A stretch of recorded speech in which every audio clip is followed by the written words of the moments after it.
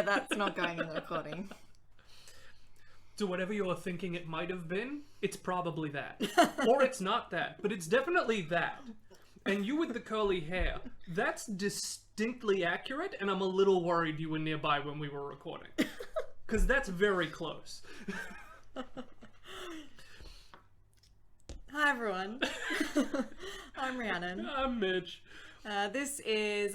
They did what? They did what? They did what? They did what? Sorry, you did what? They did what? I don't know where that was from.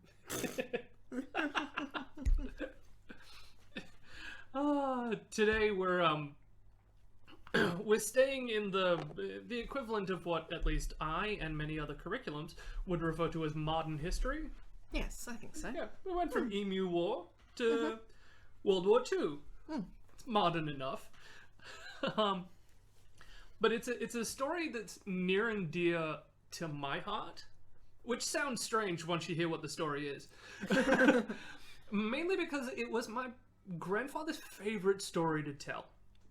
So I'm just going to say, distinction-wise moving forward, this grandfather we refer to as Pa. Grandpa was the other grandfather, not the greatest person in the world. Pa, my mother's father, was the man. He was the one who told us jokes that no one in Australia would get because they weren't born at the same time as him, but they were still funny. This was the man who taught me how to build my first bow out of sticks that we found in his backyard. Okay, that's very cool. Yeah. This is the man who then was like, right, these are the things you have to do to be a good person. These are the things you do to be a good man. And if those don't work for being a good man, it's because the world has moved on and I'm unsure of what it is to be a good man anymore. Don't take me as gospel. So it kind of, you know, it's got a near and dear place to my heart because it's part of all of the parts of growing up with my pa and seeing my pa. It's his favorite story from World War II. Now, he was a child at the time. He didn't serve. He was a child. He was living under heavy rationing. So, ration card with a set number of, like, punch-out pieces you could use them for. We had more extensive rationing, many Australians argue, than the British did, than the Germans or the French did, especially way heavier than the Americans did. The Americans were rolling in money in comparison to us. Yeah. I don't know. I actually have never thought to ask my grandparents because they were living in Yorkshire during the war. I know my grandmother in Scotland, like, had a pretty hard time of it. Yes. And she was, like, hiding under the stairs during some things. Yeah. But my grandfather must be older than yours because he served in World War II. Definitely older than mine. My grandfather would have now been 84. Yeah. So I don't know how old he passed away when my mum was 14, so I have no clue, but he was 12 years older than my grandmother, who was a teenager during the war. Okay. Well, there you go. See, my grandmother and all of my grandparents were children or sub-teen during World War II. Yeah. But not to be confused by the fact that my nan, my one living grandparent, her father served in World War I. It wasn't until I did the family history that I found out he was one of the Australians who signed up at the age of 14, but because he'd been working on the docks from the age of 12, he looked like an 18-year-old because puberty hit him like a truck. And lifting crates and barrels in 1913 and 1914, he bulked out, went off to war, came home, became the head of the Masonic Lodge for New South Wales, which is possibly a different story somewhere down the line. I always wanted to be a Mason because I just love the idea of, like, being part of a secret society, and then I was like, oh, I'm a woman. Okay, fine. Oh, you also have to kind of believe in Jesus? Yeah, I'm out too. Oh, yeah, okay. I mean, I know he was a real person. Yeah, all 7 of them that existed at the same time across the Roman Empire. But we might get into that when we talk about Pompeii. We will definitely get into Jesus multiple times. Sorry, just like his disciples probably did, based on the number of men who hung out with prostitutes at that time in the Middle East. I do love that the story about, is it John? Yes, John being Mary Magdalene's younger brother and Jesus actually having a relationship with him. And this really ties into 1942 in Australia quite well. You might have noticed by now we're 3 episodes in, and we do like to ramble and we do like to talk about stuff, but that's what happens when a historian and an archaeologist sit down who've been friends for half a decade or more and are like, let's tell stories. Yes. And Mitch has been like a real historian. He has his wine. I am being a bad archaeology person here by not having a drink. I'm actually being a bad historian by only having a glass of wine. When I was at university, it was very much argued that for second place, out of which of the degrees drank the most, because everyone agreed that it was the historians. Because our job is to look at human history, remember it, and then have to tell people about it, and be ignored over and over and over again. I mean, I've seen plenty of articles from historians talking about the fall of the Roman Empire. The American Empire. Similarities? Ooh. What happened in the 1920s, the 1820s, the 1720s, the 1620s, the 1520s, the 1420s? But hey. We keep the wine, whiskey, gin, tequila, and vodka industries running. Yes. Almost single-handedly in some parts of the world. I know, my poor boyfriend, he takes the night off work and I'm like, can I have a martini? And he's like, I've just bartended 4 days in a row. I'm like, yes, but I have to think about the world. I've remembered what people have done. Do you? Yes. You help people forget. I help them remember. And which one is better? I don't know. The one that gets a martini, not the one that makes a martini. Now, back to our actual story for the episode. The story takes place in 1942. The Americans are stationed in Australia for R&R. They're coming down here for hospital work because just north of Australia is Papua New Guinea, and Papua New Guinea has been overrun by the Japanese. We're at war. Australian soldiers are heading to the front in trains, while American soldiers in their dress uniforms are coming south to Brisbane, in Queensland, where they're having a really good time of it. They're getting paid a significant amount more than we are. Australian soldiers who are militia, not conscripts. They're militia. They're technically not supposed to be serving anywhere other than Australian soil. Really? But in the 1940s, Papua New Guinea and some of the islands to our north were part of the Australian Protectorate and were considered Australian soil. So militia that never thought they'd have to leave Australian borders is going north to Papua New Guinea and fighting in places like the Kokoda Trail in jungle warfare against an entrenched Japanese that have significant air power, have naval units coming in, and Australia, a much smaller population, a much less militaristic nature. When it comes to how much stuff we had built up, we invented 6 out of the last 9 guns that have been distributed amongst Australian soldiers, so we know what we're doing. We just can't kill emus and we don't like fighting outside our own borders. They're going up. And the story is that in November of 1942, one of the trains up and one of the trains down meet at a siding in Queensland. The train heading up are Australian militia, chocolate soldiers. Chocolate soldiers. They're called that because the regular infantry and the American High Command, who was in charge of Australia's soldiers, we were being commanded by Americans. So the Second World War, and we've got the second foreign nation leading us into battle, not our own. Yep. Then they let us off the hook, and we absolutely kicked everyone's teeth in. But that's another story entirely. Rats of Tobruk for the win. Chocolate soldiers are heading to the front. Militia, called that because they would melt like chocolate in the Australian sun in the sight of the enemy.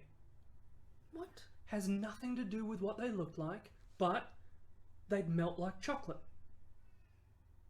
That was it. That was the insult. And to be completely honest, Australian militia hated it. It pissed them off. I can feel your nationalism coming through here as your accent just appears. You're just like, how dare they? Oh, yes, the accent is going to get heavier and heavier as we go on, because there's going to be some stuff about this story that really gets my goat that people got away with.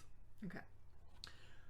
The story as it's told by Australian servicemen, by people from the time, by my pa, and by 4 different people that I've met from the United States who've served in the Marines, Air Force, Infantry, and Navy, who all know this story, is militia going north, American soldiers on R&R shore leave in their dress uniforms coming south. Now, Australian uniforms don't look great today. It's different versions of green on green, or blue with white piping, or you're in the Air Force and we can't see you from the ground. Our uniforms were not great in World War I, they weren't great in World War II. In Vietnam, we figured out camouflage and the Americans ignored us. We saw how that went. The Americans are in their flashy uniforms, polished buttons, they're paid more than us. And as the story goes, an American leans his head out of the window and sings across to the Australians heading for the front, "Don't worry, Aussies, we'll look after your girls." Yeah, that's always going to go well. The story continues that 2 Australian officers got off the train. One went to the engine of their train, and one went to the engine of the train with the Americans in it. Both conductors were told to put on the emergency brakes and not turn the engine back on, while the Australians disembarked from their train, put their weapons on the ground, and armed with only their fists, waded into the Americans, making sure that every single one of them on that train south had to go to a hospital by the time they got to Brisbane. There was not a single one of them that was going to be looking after your girls, Aussies. No. And then we picked up our weapons and went north, and the Australians continued to fight in the Kokoda campaign, doing more than the Americans did, with none of the acclaim. Of course. That's the story as it's told. The thing is, it's actually 2 stories that have been smashed together Okay. because both stories were heavily censored by the War Bureau. One is the late November Battle of Brisbane. The other is the early November, 2 weeks before this, train shootout near Brisbane. I'm sorry, these both sound crazier than the story you just told me. Yes, and that's what's so insane. Okay. The first one, the one that happens chronologically first, is the train fight. So on the 12th of November, an American serviceman, his name, because I am making sure everyone whose name is recorded in the military chronicles, court records and everything is said fully in this, Corporal Frederick Theodore Simmons of the United States was arrested for starting a brawl in Queensland. He was released on bail and skipped town, headed for a train yard, trying to find a train that would take him north to Townsville so that he could get onto a troop ship out of Queensland, away from court proceedings. He was more willing to go to the front than he was to stay and face American military police. Wow. That should tell you a lot to start with. Yep. He gets to the train yard, and an Australian ammunition train is there being loaded. He gets to talking with some of the Australian guards who are stationed for the train. They sit down, they have a few drinks, because Australians had something other than water in their canteens every now and then.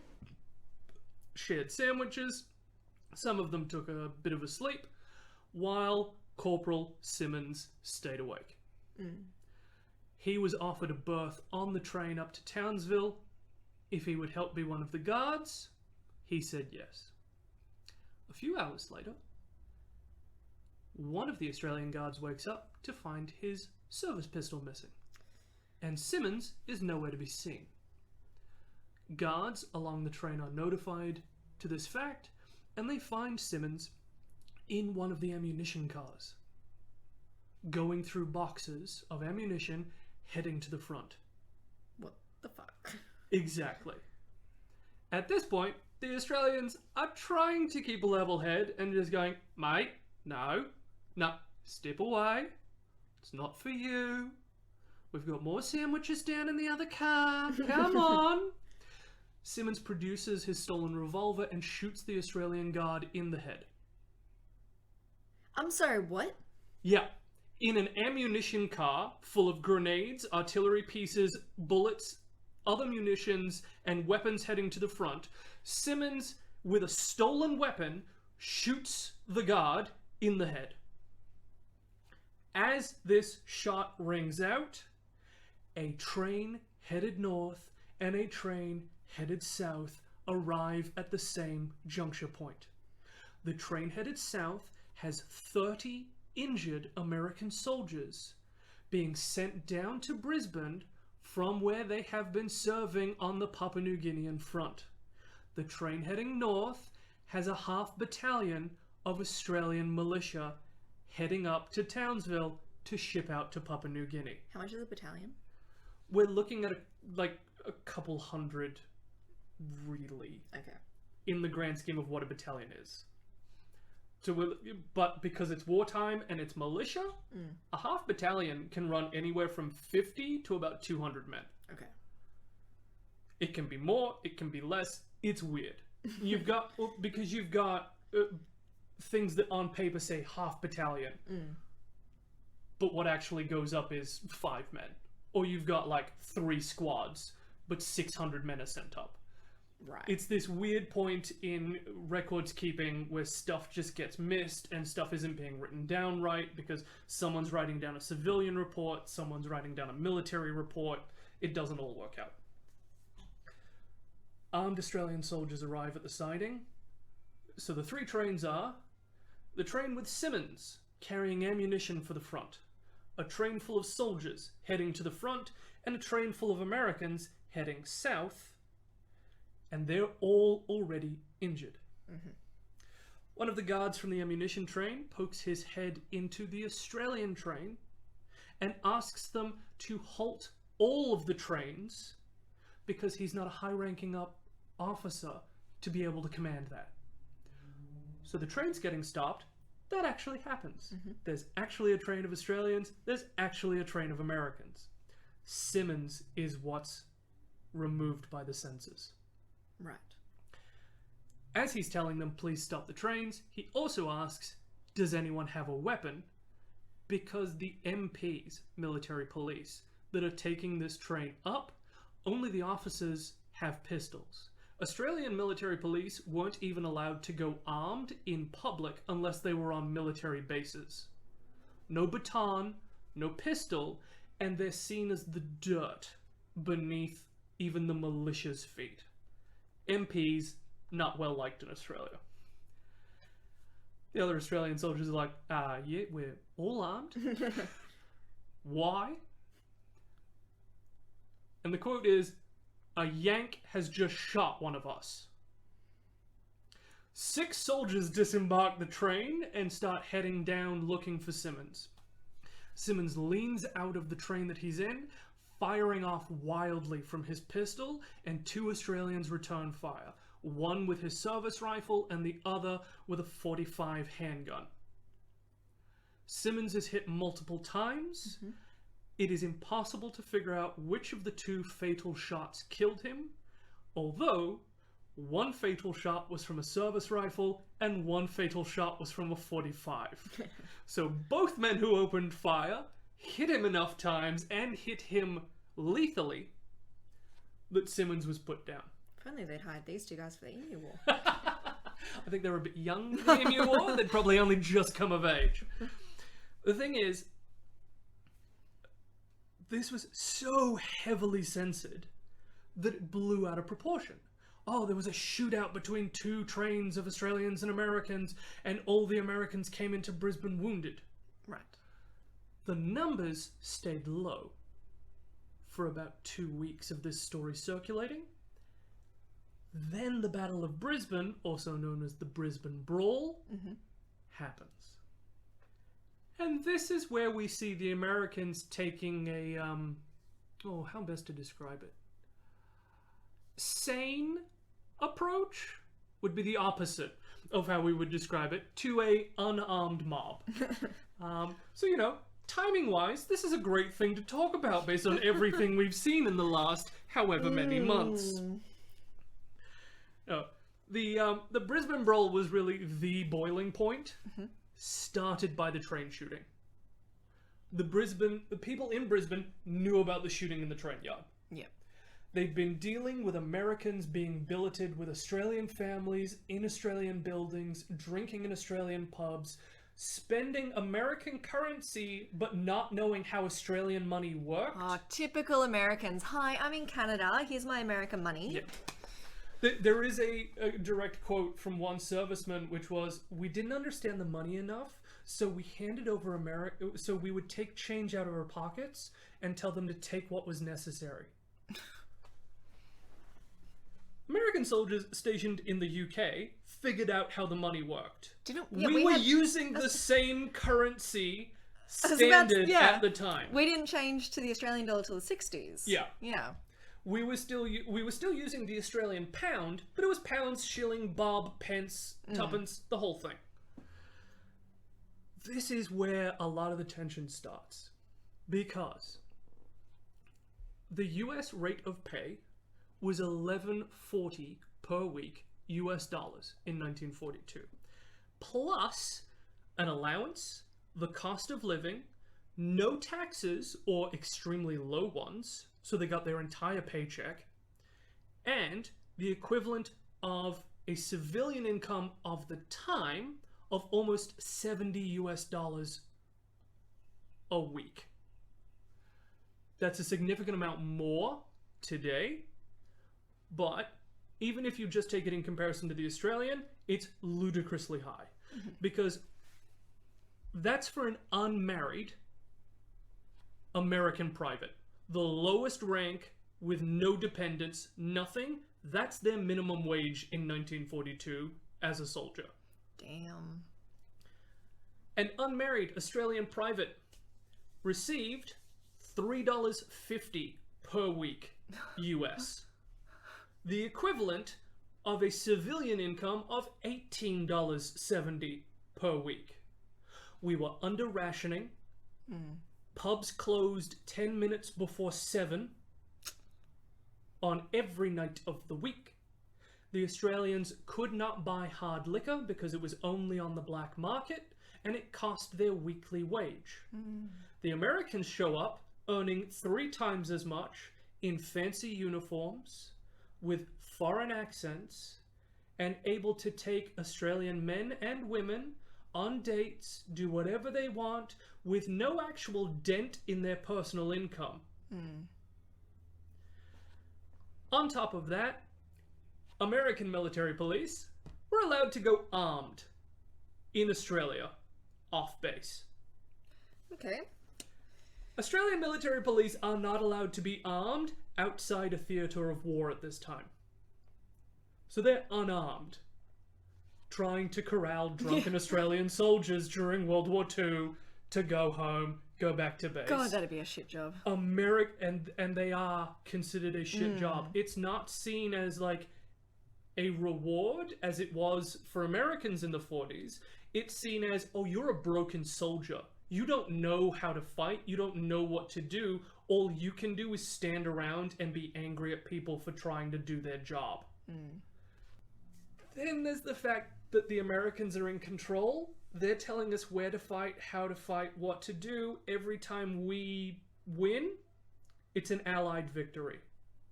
Every time the Americans mess something up in Papua New Guinea, it's because Australians weren't supporting them well enough. Australian diggers were referred to as not having enough get up and go or desire to win the war. This is the melting pot that we find ourselves in late November 1942. I mean, look, I'd be ready to hit a man too. The best part is, it's not even just us getting angry. It's Australians sticking up for a mate who's not Australian that kicks off the brawl. Sounds Australian. At 6:50, Private James R. Stein of the US 404th Signal Company was being arrested because he could not get his leave papers out of his jacket fast enough by Military Police Private Anthony E. O'Sullivan, 814th MPs. Because the Australians he was talking to kept taking his attention away from what he was doing. The Australians then told the MP where he could shove his baton, to leave their mate alone, and to go back from where he'd come. Whether that meant America or the military base, we don't know. We can all assume that O'Sullivan was definitely not a soldier of colour. It's just American, get out of my face. Yeah. You're annoying me, I'm talking to my friend. Get lost. O'Sullivan then raised his baton to strike the last Australian who spoke to him. And things kicked off. The three Australians then launched into fisticuffs with O'Sullivan. Do you mean they punched or they actually got like some... Look, punched. Bare knuckle. Okay. No weapons. O'Sullivan is the only one armed. The Australians are laying into him with bare fists. Other American MPs start running in with batons and whistles, laying into the Australians. Now it's the height of tension. So every Tom, Dick and Harry on the street, whether they're in uniform or in civilian clothes, looks over and goes, oh, I can hit an American today? Yes, please! And the brawl escalates. Yeah. Members of the public, other Australian soldiers who were coming out of pubs because it was about to be power out for a certain period of the night so the Japanese couldn't bomb, were also heading home. The numbers start to swell and swell. It gets to a point where the violence between Australians and Americans is escalating so quickly that a detachment of militia is told to fix bayonets and escort women out of the area so that they won't be struck by the American MPs. As far as we know from all of the records, not a single Australian civilian or enlisted person raised hands against a woman, but there are multiple records of Americans, whether they are MPs or enlisted men, striking Australian women during the brawl. Okay. So it's already not great. Yeah. Then it just goes off the rails once everyone feels like the delicate women are out of the way. Brisbane police arrive. Brisbane firefighters arrive. And the Australian MPs arrive. The Brisbane police respond to the American authorities with, what do you want us to do? Those are soldiers. Some of them are armed. Fair call. The Australian MPs go, you're not my boss. Take off their armbands and join in the fray. And Brisbane firefighters... Please tell me they just got right in there. ...are told to bring out their hoses and hose down the crowd so they disperse. The Brisbane firefighters' response is, but mate, it's November. We're heading into the dry season and we've only got so much water we can work with. That's important. And if there's a fire from a bombing and we've wasted the water on the fact that there's a fracas in the street, we're going to get fired. You're going to get fired. It's going to be much worse than this is.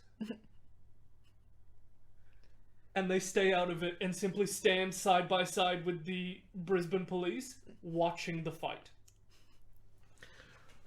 The best part is that by 8 p.m, 1 hour and 10 minutes after this fight had started, there were a recorded 5,000 American and Australian civilian and military personnel taking part in the brawl. Sorry, how many? 5,000 in 70 minutes in 1942. In Brisbane. In Brisbane. It's insane. Then the Americans go, well, this is indefensible to stay on the street. We're going to have to fall back to one of the buildings that we currently use as a headquarters. Right. And they do. It's across the street from the American Red Cross. It's an easily found location.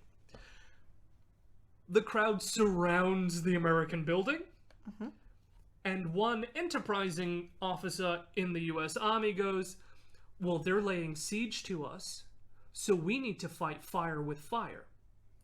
Every single military police officer who is in the American building is armed with a shotgun for an unarmed crowd. Bloody hell. The Americans step out of the building to push the Australian crowd back. And the Australians' first response is, I'm sorry, no, batons was bad. Shotguns is bloody worse. Put them away.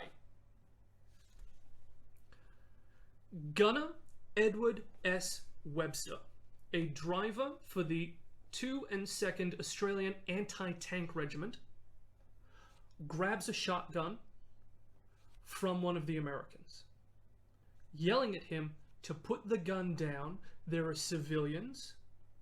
Don't escalate. An American serviceman in the crowd grabs him in a chokehold from behind. And this is how it's recorded in the court-martial of the military police officer who held the shotgun. The shotgun was accidentally discharged 3 times. Oh yes, accidentally. These are pump-action shotguns. You have to pump the action to load another round between each shot. I don't like where this is going because I feel like what you're saying is he is not going to get charged for this. Gunner Edward S. Webster is killed instantly with a point-blank shot from a shotgun to the chest. The next 2 shots injure Private Kenneth Henkel in the cheek and forearm, Private Ian Tiemann in the chest, Private Frank Corrie in the thigh, Sapper DeVoso in the thigh, and Lance Corporal Richard Ledson in the left thigh and left hand, and a compound fracture of the left ankle when an American soldier stamped on it while he was trying to crawl away.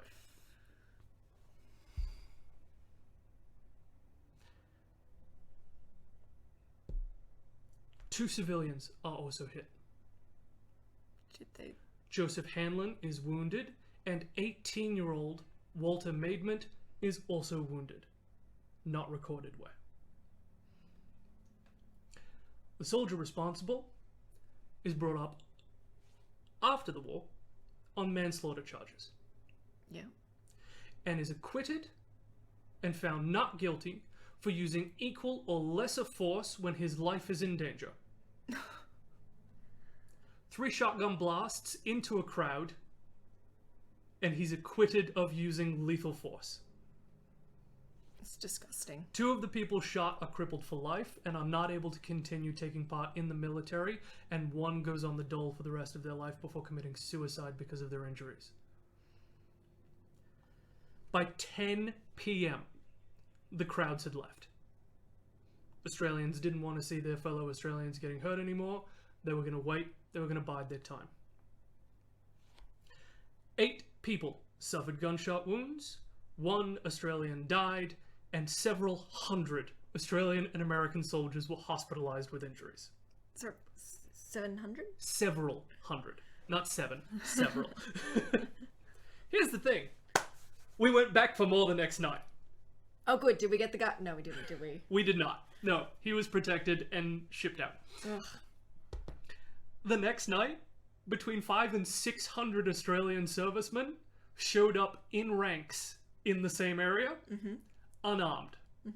The Americans came to the windows with machine guns, rifles, and shotguns, just in case. And the Australians... You're in Australia, you don't have the right to bear arms right now. The Australians were making a very big show of the fact that they did not have clubs, rifles, guns of any kind.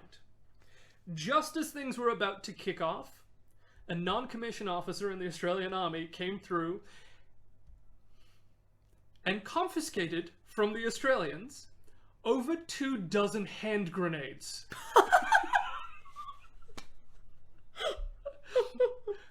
We got the message from the Americans that we're supposed to escalate. They tried to hit us with a club, we punched them with fists. They brought in clubs, we brought in more. They brought out shotguns, we calmed down, and with level, cool heads, armed ourselves with hand grenades and stood in the street waiting for them to make the first move so that it would be reasonable retaliation.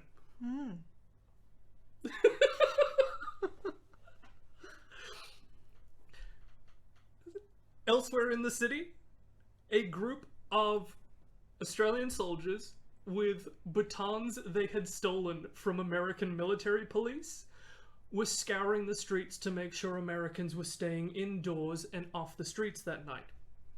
A group of 20 military police, some of whom had had their batons stolen from them the night before, created a firing line across the street and raised rifles and pistols against the Australian crowd.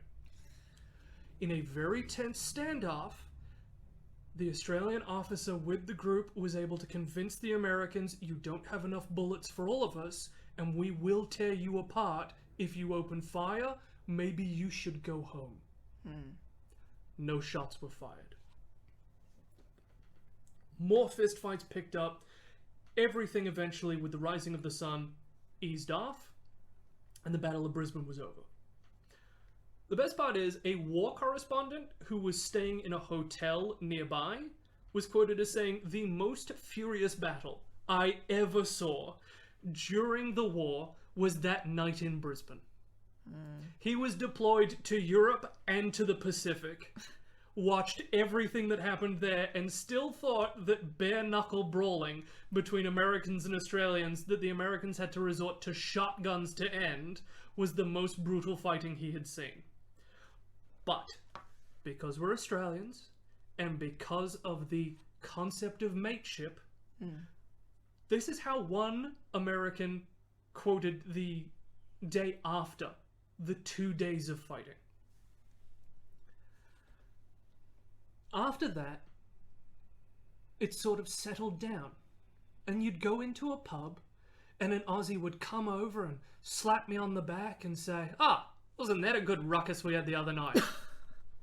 Have a beer on me. And that was the end of the battle. We punched a few Americans in the face until we felt better about ourselves, and then we ordered them a beer. What the fuck? These are the two stories that get pushed together that make it so that trainloads of Americans and trainloads of Australians got into a huge brawl. The Americans started it, which they did in both cases, I will point out. The Battle of Brisbane was not reported in America. Their censors were able to stop it being told at all in America. It is not part of American history when talking about Americans in Australia. Right after this was when many Americans were issued with the How to Be in Australia handbook for the American GI, which included cultural differences, differences in diet, and a 7.5-page long glossary of Australian slang terms that had at other times caused minor brawls between Australians and Americans before. Bet you wouldn't find any fair shake of the sauce bottle in that book. No, because that one comes a little bit later. But it does have GG as a racehorse, which always reminded me of my pa's favourite joke and riddle, which was, how do you spell hungry horse in 4 letters? MTGG. Because a GG was a racehorse in Australian ochre. I have not heard that. Because it's old ochre. It's World War II and prior, ochre. It stops being a thing after that. They do point out how obsessed we are with horse racing in it. That's fair. And there's a small portion of the handbook that says that if there are two Australians at a bar and there's nothing else to do, they will bet on anything, including how fast a droplet of rain will hit the bottom of a window pane or which fly will leave the bar first. If you've been in an Australian bar and seen the poker machines, the Keno, and the number of sports bet commercials that are on television, we really haven't gone that much further since then. But we're more than happy to still punch an American in the face if they deserve it. Yes, yes. Yeah, so those are the two stories that led to the much nicer, much cleaner train going up, train coming down. In reality, murderer and a train going up and a train going down, then don't hit my friend, riot, murderer, more rioting. Okay, we get it. Hand grenades was a little bit too far. And if that's not the lesson for today, everybody. This is one of my favorite things. Like, looking at the stuff that happened in World War I and World War II that the censors didn't want people to know about at the time, but that make you sort of look at and go, how did we win? When we were as busy fighting our allies as we were fighting the enemy. And I've calmed myself down a little bit. That's why I needed to have this episode with a glass of wine, because you could hear it from Rhiannon's reactions as well. That's not a well-known story in Australia, and probably for good reason, because America is supposed to be our ally. Yeah, I never learned that at school. Nope. Pretty sure I learned a bit about how America saved us in And that's because that's the history of the war written by MacArthur from his desk as he sent Australian soldiers to die on the Kokoda track while American soldiers sipped booze in Brisbane. Don't you just fucking love propaganda? Okay, we've had it since Greece. We'll probably talk about Grecian and Roman propaganda at some point. Oh, definitely. But I figured we'd get a few stories we're passionate about out of the way and sort of move on to things. Where are we going next? Where are we going next? Oh, that's right. We're going way back. Not like really, really far back. Just to ancient Rome and to a very well-known figure called Julius Caesar. Yeah, and the invention of the salad, if I'm correct. Mitch. Come on. Hey, we all know any salad can be a Caesar salad if you stab it enough times. That's fair. That is fair. All right, everyone. We'll try and rein in the bogan for next time. Yes, no bogans in Rome. We swear. Okay. Bye, everybody. Bye. We acknowledge the traditional custodians of country throughout Australia and their connections to land, sea, and community. We pay our respect to their elders past and present, and extend that respect to all Aboriginal and Torres Strait Islander peoples today.